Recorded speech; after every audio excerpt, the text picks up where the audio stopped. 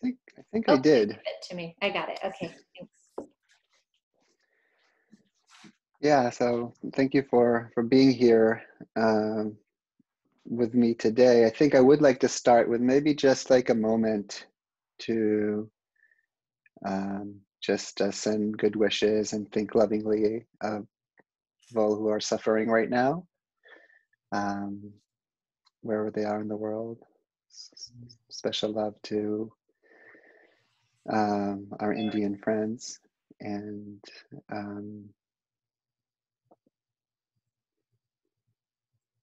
just take a moment for that.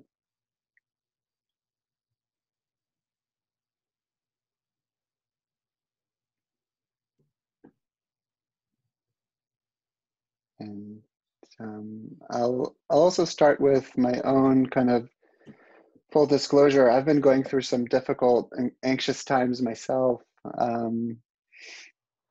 very, very small in compared to the suffering that we talked about, but I am feeling anxious today, and I'm coming with that to this talk. And I thought, actually, Kate thought that I should bring this up, that I, just so you know, that that's where I'm at as well, kind of in this anxious, frantic feeling inside.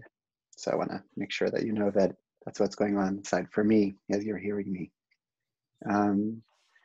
And what I am talking to you today about something I've been pretty excited about. A few months ago, maybe almost a year ago, I kind of became aware that I had a pretty big gap in my knowledge about what makes therapists better and what makes us better as therapists. And it's kind of embarrassing for me, really, thinking, given that all that my professional life is devoted to is helping therapists become better. So kind of dove in the last year or so into the subject. And I'd like to present to you today some of what I've learned. Maybe it'll be useful to you in your path. And so the topic today is about helping good therapists become great. And another way to say it is, now all of us here, we're all TEAM-CBT therapists. Now we kind of know TEAM-CBT. We know quite a bit about it. But how do we improve from here? Now that we've arrived at this kind of skill set, to some degree, we have some basic knowledge, at least in it. How do we improve from here? And that's really the topic of this talk. How can therapists improve from where they're at? This talk today is based on mainly these 4 books that I've gotten quite a bit of joy from reading. And you can see one name that's very central there is Miller, Scott Miller. But Wampold is another really great guy, and Hubble as well. And I can't pronounce his name, but Rusmanier is also very great writers. So what's really cool about these books is mostly they're not super dense. They're actually great reads, especially the great psychotherapy debate. If you have, I think everybody here has an interest in psychotherapy and what makes it better. The Great Psychotherapy Debate is really a great book about, talks about the history of psychotherapy. It talks about what we know about what makes therapy work. And it does that in a very charming, well-informed, unassuming, but surprisingly easy to read way. And where I'd like to start our talk today is really with the question of, well, is psychotherapy effective? And what do we know about this? And as therapy was developing and spreading after the initial works came from Europe in the early part of the 20th century, but in the 1950s and 60s and 70s, it was really kind of taken off. And there was debate out there whether it's actually helpful, especially by people more coming from a more behavioral perspective. And what I've learned through kind of reading the history of this, which was kind of cool, is that this concept, this research system or research methodology of meta-analysis that really revolutionized medicine and the providing care through medicine in the past 30, 40 years, and has influenced how every physician, every clinician makes decisions, really started, the first seminal work of meta-analysis was in psychotherapy. And that was by Smith and Glass in 1977. And they did the first meta-analysis and published it under this name, and of a meta-analysis of psychotherapy outcome studies. And they kind of reviewed close to 400 research articles into therapy effectiveness, and came to the conclusion that it is effective with a certain kind of degree of effectiveness. But those same people, of course, that were against it, against the idea, Eisnick and others responded to that with their own article about meta-analysis being kind of stupid, and saying this is actually an exercise in meta-silliness. And then came the rebuttal to that, where Landman in 1982 gave rebuttals of their own and said that it does hold up, and indeed, actually, the results did hold up, that psychotherapy has a certain effect size that is said, and it's a statistical term, kind of moderate to large effect size. Of course, Eisnick rebutted even to that and said meta-analysis is an abuse of research integration, but standing the test of time and further research and many more meta-analysis since then, since the past 40, 50 years, have really come to the same conclusions, that that's the kind of effect size that psychotherapy has, is kind of moderate to large effect size, which is a statistical term that says how many people do you need to treat in order for for one or more to have benefit, or something like that. It's not really my field, and I won't get into that right now. But then, so if we're saying, okay, so psychotherapy is indeed effective, it's better than not doing psychotherapy at all. The second question that comes to mind is it true that some therapists are better than others, are more effective than others? We all kind of sense that it's true, but what's the evidence for it?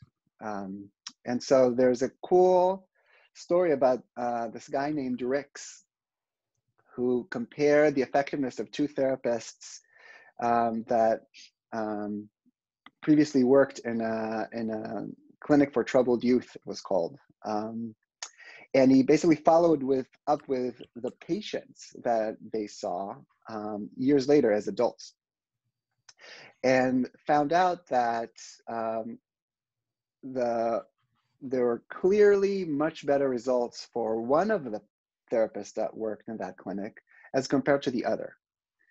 And that's, as far as I was able to find, is the first evidence to kind of this kind of research of are some therapists better than others? Is there kind of research to say that can say something about this?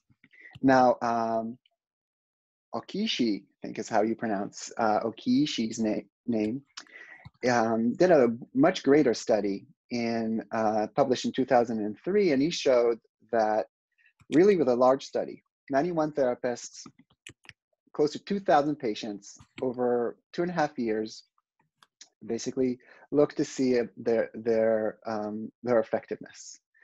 And what they found, Kishi's group found, was that indeed therapy was generally effective, same effect size that Jean Glass and others have demonstrated, but they showed some more additional findings, which is that consistently a subgroup of a few of those 91 therapists were 10 times more effective on average as compared to the average mean of the group.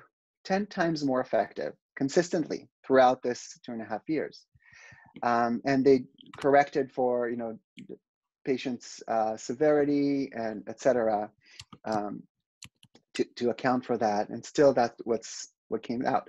Also, the other side came out too, that some therapists were not as good as others, and that it was even detrimental to go to therapy. And that some therapists consistently had poorer outcomes, that their patients seem to be doing worse. And that kind of reminds us of Eisnick's claims from previous decades, that does exist.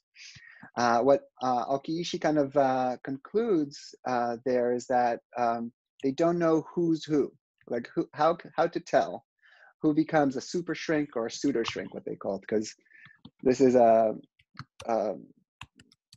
what Rick's called the better therapist, call them super shrink. So that's what they're kind of referring to. So we don't know how that comes to be, but it does seem like some therapists, like we kind of suspect and we sense ourselves, are better than others, and actually 10 times as good as others in getting good results with their patients. The first thing that came to my mind is that why that is because they're more experienced, but that's actually not true. So what seems to grow with experience is not how effective we are.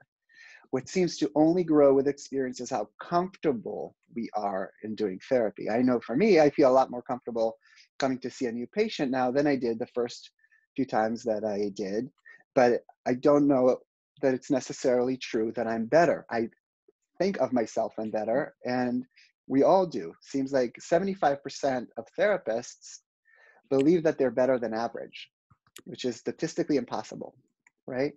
And I also, in all modesty aside, I do think I'm better than an average therapist, but I don't know that that's true.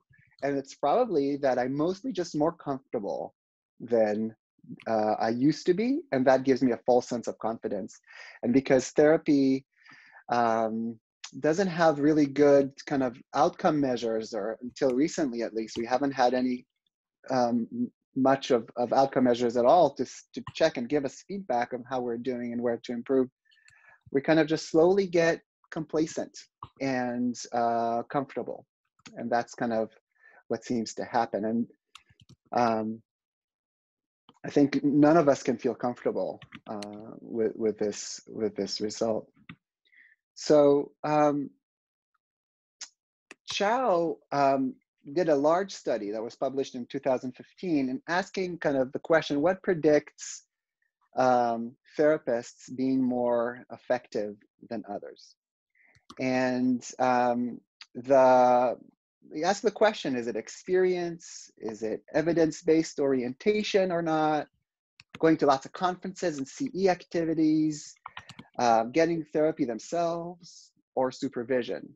And as you're watching my son here climb in the European the 2021 European Championships held in Russia just last Saturday, he could tell you the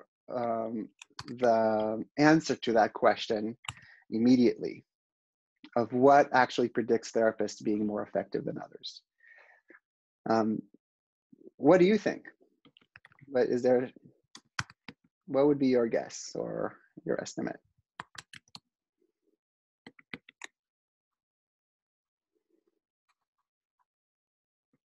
Everybody's on to me that it's a trick question, because the answer is deliberate practice. That means like working in a system of successive refinement and incremental improvement of your skills. And I'll tell you one more story about my son. So I was I went out on a jog one day, and I was talking to him over the phone as I was jogging. And what's kind of interesting about him, he's like this world-class climber right now. He's 15. And when he was in kindergarten and just learning how to write, we had to take him to OT because his upper body strength was underdeveloped, and it was weak. And so now this guy who had this weaker upper body, he now looks like an Adonis, and he climbs things that I could never even imagine doing myself. And he's been able to do this for several years. And so as I was kind of having this in mind, and I was kind of impressed with this guy, and I go on my jog, and I kind of wonder, how is it that he got so good, and maybe didn't start with the greatest advantage? And he said to me something that stopped me in my tracks. He said, "You know, Abba," he said, "I realized something. I realized that because we're all just kind of average humans, then the more complex the thing you're doing is, the more room and dependent you are on this kind of deliberate practice approach." And I thought that was just so brilliant. The more complex the thing that we're doing is, the less dependent it is on talent or on some naturally born gifts. And the more dependent we are actually on being in a system that we can get feedback and improve incrementally. And back to the study with Chow, what he found out was that, he followed therapists for, I think, if I remember correctly, it was 3 years. He followed therapists across many thousands of patients and hundreds of therapists. And the one thing that predicted whether therapists are going to be more effective for their patients was whether they were engaged in some form of deliberate practice, in some form of a system that gives them feedback and learning that they can practice themselves and improve on. It's not their gender, not qualifications, like if they're a social worker or an MD or an LPCC or whatever. It's not how many years of experience they have. We've kind of reviewed that already. It's not how much therapy they do in a given week, if it's too little, too much. It's not also their own self-assessment of how good they are, as I alluded to already as well. None of that is associated with effectiveness. The only thing that we see is this deliberate practice. And it actually kind of makes a ton of sense, because that's true in every discipline that a human endeavor, is that in order for us to get better, we have to practice and get feedback and practice some more. So from this book that I recommended to you, one of the books I recommended to you, The Cycle of Excellence by Wampold, they talk about the characteristics of effective therapists. And that's all backed in really cool research that kind of shows all of this. And so these are the characteristics that, as far as we know, we want therapists to be able to form strong alliances across a range of patients, right? Be able to connect with various humans, able to be comfortable with emotion and modulate it and express it comfortably. We want therapists to be able to focus, to focus our patients and to focus their patients on their problems and their solution, right? Kind of, there's a certain kind of ability to focus things. And then therapists also need to be able to talk in a clear way about why we're doing what we're doing with our patients. It needs to be clear. And one kind of key thing that really also makes a lot of sense is that the more doubtful we are about our own greatness, the better therapists will be, because we'll be more, of course, open to improve and practice and get better. So, and in this part, I'd like to talk to you a little bit about this kind of shift in therapy thinking that I'm sure a lot of you or all of you have heard something about, which is the idea of the common factors therapy, of what makes therapy better. It's the other way of calling it is the contextual model, or I think it's more commonly known as the common factors model, and it comes in comparison to the medical model. So we kind of all grew up, I think, on the medical model, and I'll mention that in a minute. But let's talk about where we're actually going, and where we're going is with this common factors contextual model. That seems to be what's really holding as far as research into what makes for effective therapy. And so as far as we can tell, as far as I can tell from my reading, what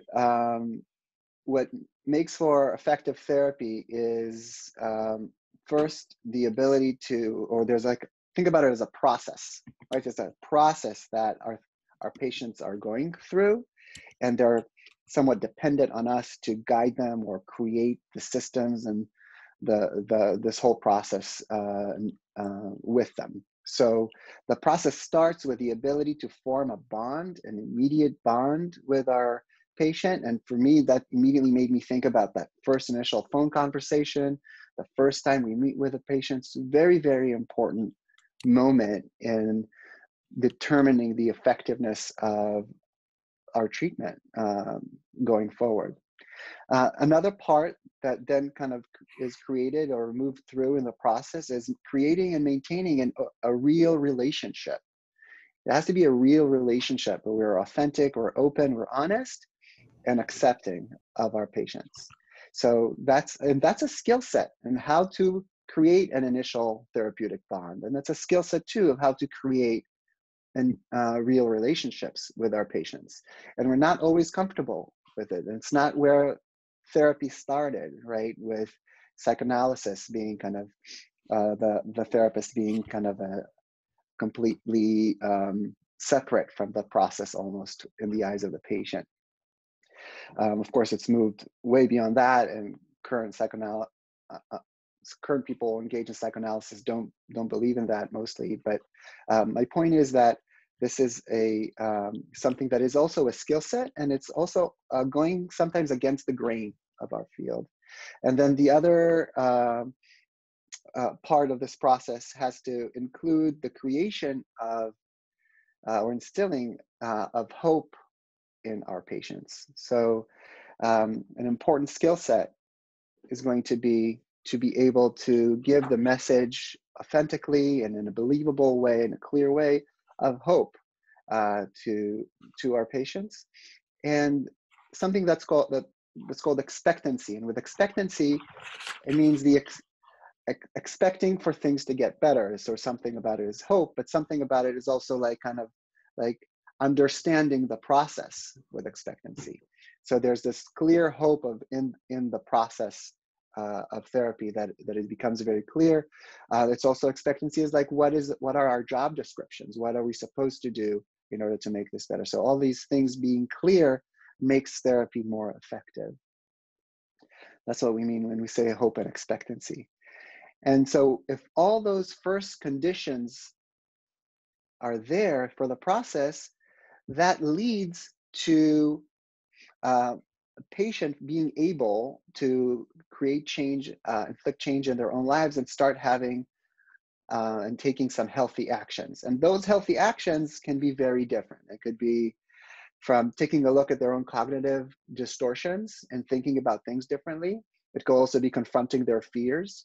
It could also be being able to communicate more openly and emote and work in relationships. It could also it can be also be exercising, right, and doing other things, sleeping better, that promote healthy actions in their lives and feeling better through that. So that's kind of, in a few words, the contextual model. And I'm going to say a little bit more about this in a minute as I compare it to the medical model.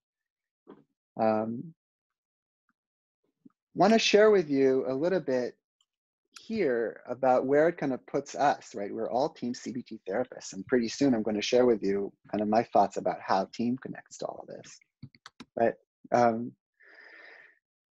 there's also research to suggest what affects the results of therapy. What factors are dependent on what does the effective therapy depend on as far as factors? If you divide the factors to kind of what's happening in the connection, there's the therapist, there's the patient, and there's what's happening between them, and then there's the modality that the therapist uses, right? So that's one way to divide it. And so when you look at what are the actual effects of a specific treatment modality, like we're all TEAM-CBT therapists. I also like to think of myself as an EFT therapist.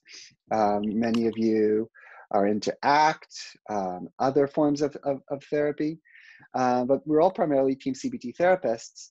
You see that client factors actually take the majority, 87%. Therapist factors and relationship factors, which kind of tied together to my previous slide. All of that is therapist and relationship factors are 13% together. And the specific treatment modality seems to really affect only 0.5% of the difference, which is kind of jaw-dropping, I think, for us. And also seems kind of counterintuitive if you think about TEAM-CBT, because it's not what we see. We do seem to see that TEAM-CBT therapists do seem to be so much more effective. And so I'm going to think about it with you a little bit more, because I think TEAM-CBT is a little bit different, and that accounts for it. But if you're a cognitive therapist, behavioral therapist, cognitive behavioral therapist, or a psychodynamic therapist, or an EFT therapist doing individual work, or ACT therapist, all of that stuff, it really matters 0.5%. For the treatment, what specific modality you're using, how evidence-based is it, et cetera, et cetera. So to understand this, let's compare the medical model and the common factors model. So the medical model, that's where I was trained, right? I was trained, there's a medical problem, there's high blood pressure, you diagnose it by getting a few measurements of it. It's high blood pressure, the common treatment is going to be to give a medication for it. You want to keep it on a certain different level, right? Under the medical model, it doesn't, the specific modality that I use is going to matter. Which medication I choose really, really matters. I'm going to stick with the medical model for a minute, just to kind of understand a little bit more. The therapist effects, the doctor here prescribing the medication, doesn't really matter all that much. As long as he's adequate and knows the literature of what's common to give as a first-line treatment for high blood pressure, they're going to be all right. So the therapist effects are actually really small in the medical model. And the relationship between the patient and the clinician are not really critical. It's all about that medication that we give, right? Or in our language, it's all about that, understanding the cognitive distortions and clearing up your thinking, or doing the exposure, or learning to emote better, or doing EMDR, the process of EMDR. All of that stuff is going to be a medical model based, it's about the intervention. It's about the intervention, right? And I'm going to have to take a quick pause to move everybody's. I'm not going to be able to see you after I do this. Your images were in the way for me. So the specific effects in the medical model are based on a specific ingredient, right? It's a specific ingredient, the medication, the intervention. So that's where kind of from the beginning, since Freud, therapy has been trying to get into the medical world and kind of belong there. And that's the medical approach. It's a little bit of a caricature of it. Any family physician will tell you that the relationship matters, in care, et cetera. But there is truth that that's the medical model. It's very intervention heavy. It's very relationship light. It's very much about the therapist effects don't really matter as long as you have competence. And the the specific modality really matters, like which intervention you choose really matters. Now, in the common factors model, which is the model that I presented to you a couple of slides ago, the specific modality doesn't really matter, right? That's that 0.5% that really doesn't really seem to change a lot. What really seems to matter are the therapist effects and the relationship factors. That's where the meat of the matter is in order to make therapy effective. And that's where we seems like where the current understanding is that that's where it's more applicable to therapy, that it's a common factors model of understanding what makes it better. And so adherence to a specific modality doesn't really help if we think about a common factors model. And we see this in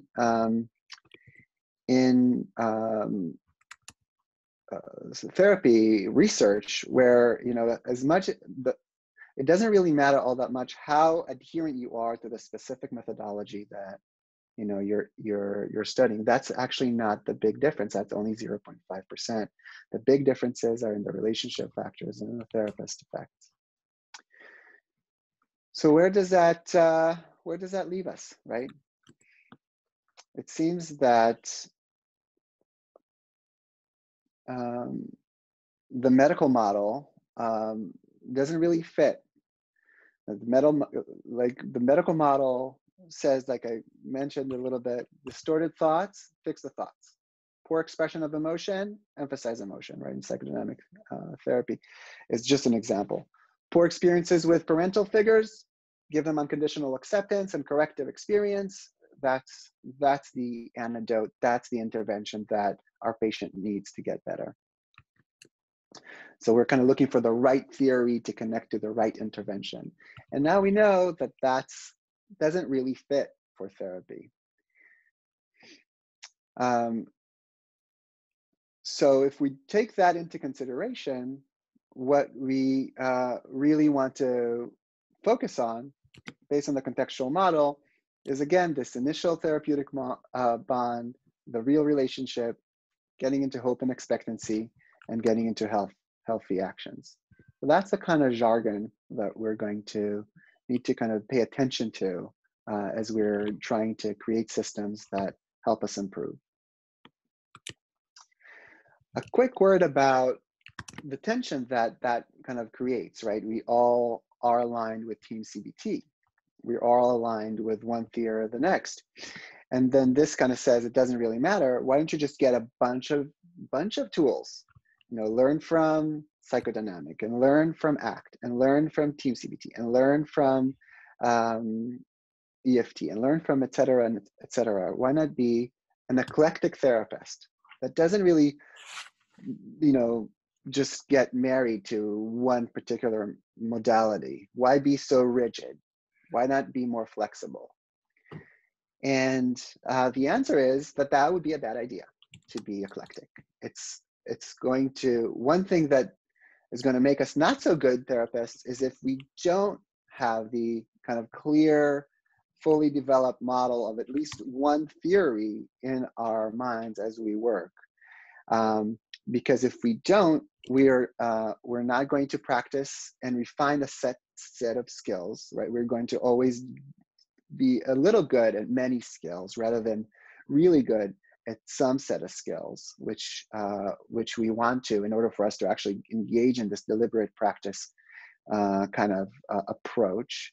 We also won't be able to create clear expectancy and align with our patients and give them a cogent explanation and treatment approach that makes sense to them and align with them. And so together we can kind of walk through it. So therapists are indeed more effective if they are specific to a treatment modality. It's just that really anyone will do to get you to be a good therapist. We just need to choose one. But still, I do want to think, and I do want to say, I think that TEAM-CBT is different. I think that TEAM-CBT really is a process-oriented therapy in a medical model world. right? I think that it actually is not like we all feel. I think that Team CBT is kind of different than other approaches where it's not, and David always says that too, like it's not one theory. It's everybody's welcome. Let's just do this better, right? Just pay attention to the process. And I think that's part of really, as I've been reading these books, I kind of am even more and more impressed with David's brilliance and genius of um, just really getting connected and making it very clear and palatable about where do therapists get stuck in the process of providing good therapy, no matter what their orientation is. Because really, Team CBT is not an orientation. It is a process kind of system that helps therapists get clearer about where we're stuck, what is challenging for us, where do we feel too much anxiety to do things the right way. Even though, for example, for testing, we've known for decades that routine outcome measurement makes for better effectiveness, so few of us outside of team actually practice it. It seems like there's been some shifts in the last maybe couple of years in this, but still. We know that empathy, alliance, relationship with the patient is the #1 determinant of therapy outcome, right? We've reviewed this, but so few other therapists kind of pay as much attention as we do to this and really work and refine our skills to get this better and better. I mentioned to you before, I saw in passing that 87% of the determining factors of therapy outcome is actually in the patient, what they call patient factors. And a lot of that is agenda setting. A lot of that is motivation. Is the patient in a place ready to change? And David has created this amazing agenda setting set of tools to help the patients through the process of melting away resistance and creating motivation, and et cetera, et cetera. So my point is that I want to encourage you to think that to look at Team CBT is actually a process-oriented therapy.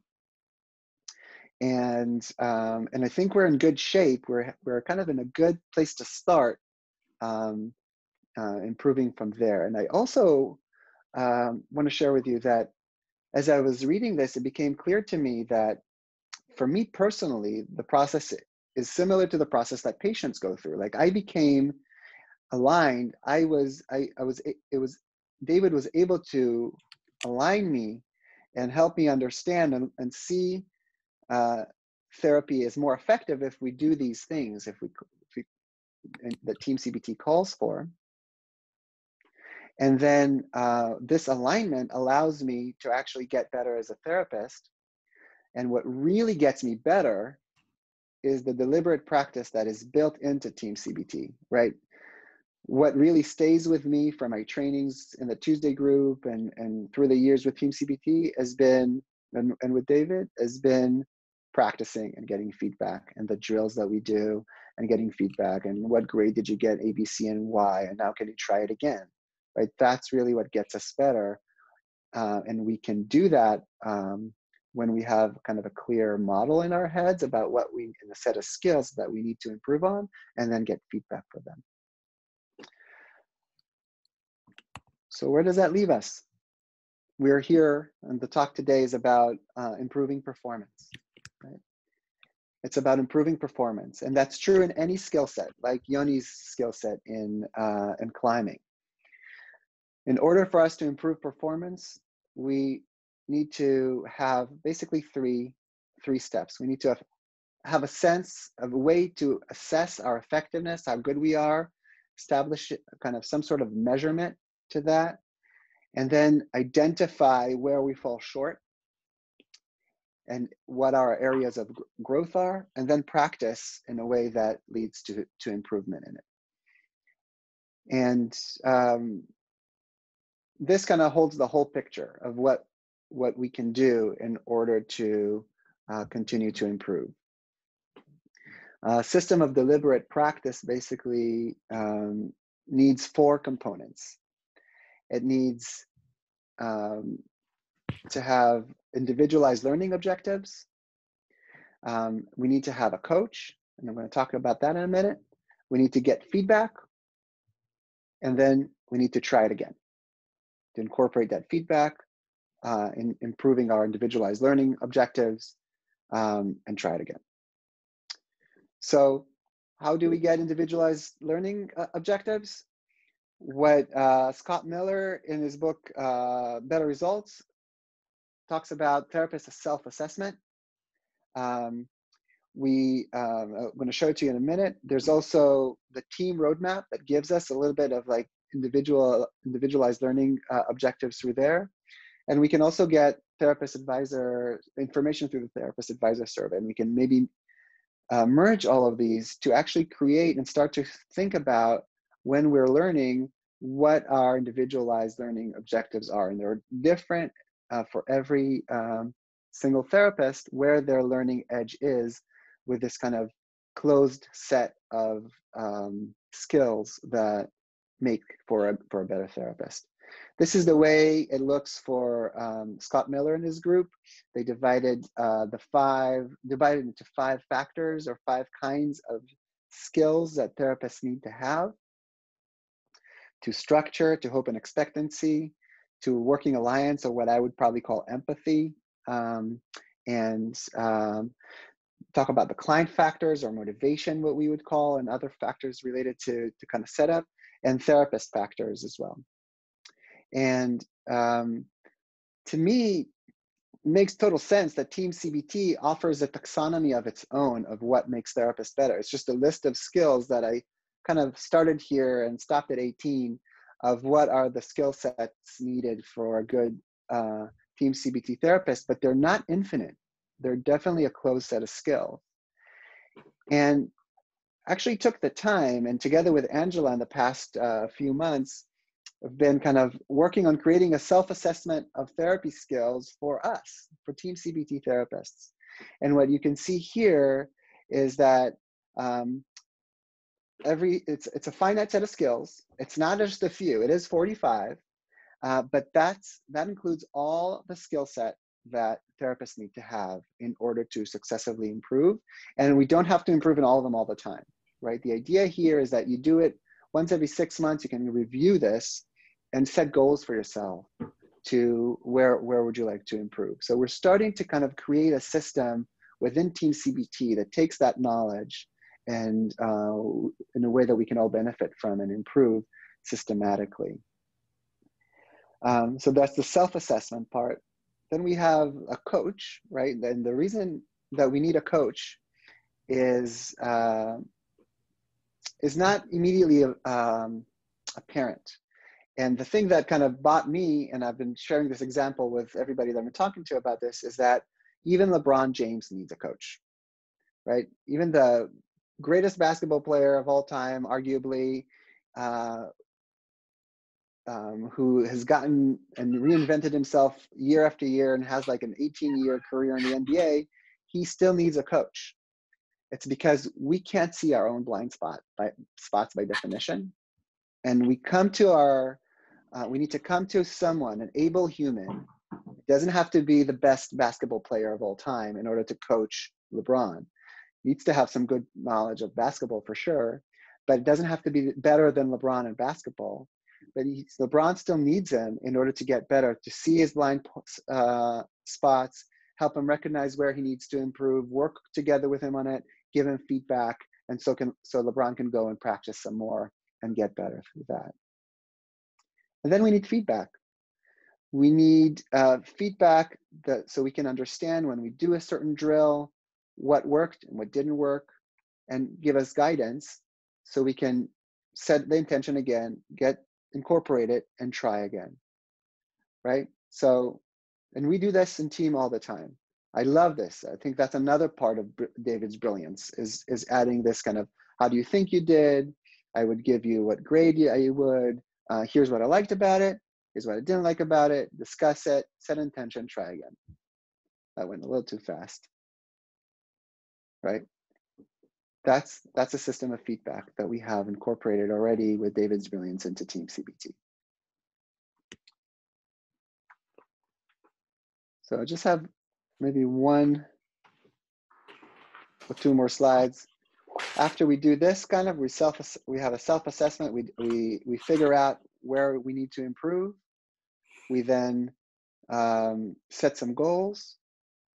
We get guidance from a coach to help us see where we need to improve, help us through some drills, give us feedback for the drills, and incorporate the feedback and do it again, so we can have this kind of system of successive improvement from where we are to getting better.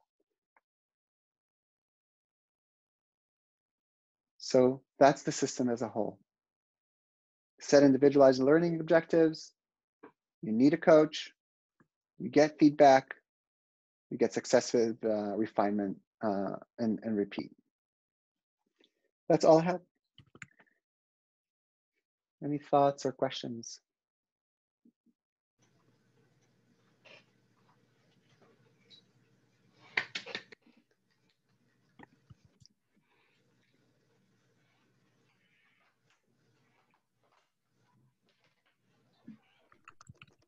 Maor, it makes all the hard work we've been doing worth it to see that pull together that you've done here. Thank you. Really captured the team model and what it is that we're doing, and the need for continuing to improve ourselves and get feedback. Thank you. I don't have any questions. I just thought that information was awesome. That's all I have to share. I wanna echo that too, and see if we can get that sheet that you just had on all those skills so that we can do as you instructed, to kind of follow along with those and try to hone them quarterly or whenever we want to. Absolutely. I mean, this is the idea is that of course this is for all of you to use. And what I'd like to do, and what we're working on, is then creating into a system that's easy to use, that doesn't feel overwhelming, but feels like in a clear, systematic way that each of us can choose what are we working on in the next coming months, and then work maybe in our small groups, or in some have a kind of clear system with our lovely friends, and some of them are trainers and some of them are not, but kind of taking the role of a coach, giving feedback, setting together what we're working on today and practicing it. So yeah, so of course we'll roll this out in the coming months as the system is created. Really saw your heart here, Maor. Could tell you really care about all of us, and the Feeling Good Institute, and keeping us on our toes and sharpening our tools as much as possible. So I really felt touched by this and really appreciate it. Oh, thank you, Mike. I feel so seen. You are incredibly important to me. Maor, I wanted to say thank you for a variety of reasons. It was great information. I appreciated you sharing your anxiety at the beginning. I'm going through a bit of an anxious spell myself, and a lot of it has to do with therapist self-doubt. And so there was also a great positive reframe of my therapist self-doubt in there, and then there was some great be specific. So this really, in addition to great information, gave me a lot of hope. I really appreciate it. Thank you. Oh, I'm so glad, MJ. Yeah, isn't it cool that and it makes so much sense. The more self-doubting we are, probably the better therapists we are, which is really cool to remember.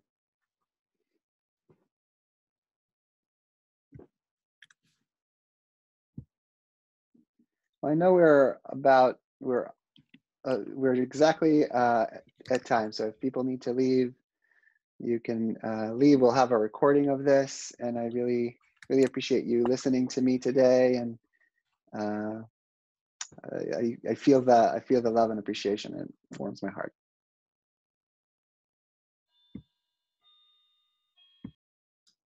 Great. So I think folks in the New York group are probably done with meetings for the day. Others will go now to their case consultation group, today's large group case consultation. So if you are part of USA or Canada Video, you'll follow the links that Mike sends to your large group, and the folks in Mountain View will stay here, I believe. I think You can that's, stop recording, Angela. I will. Thank you. Take care, everyone.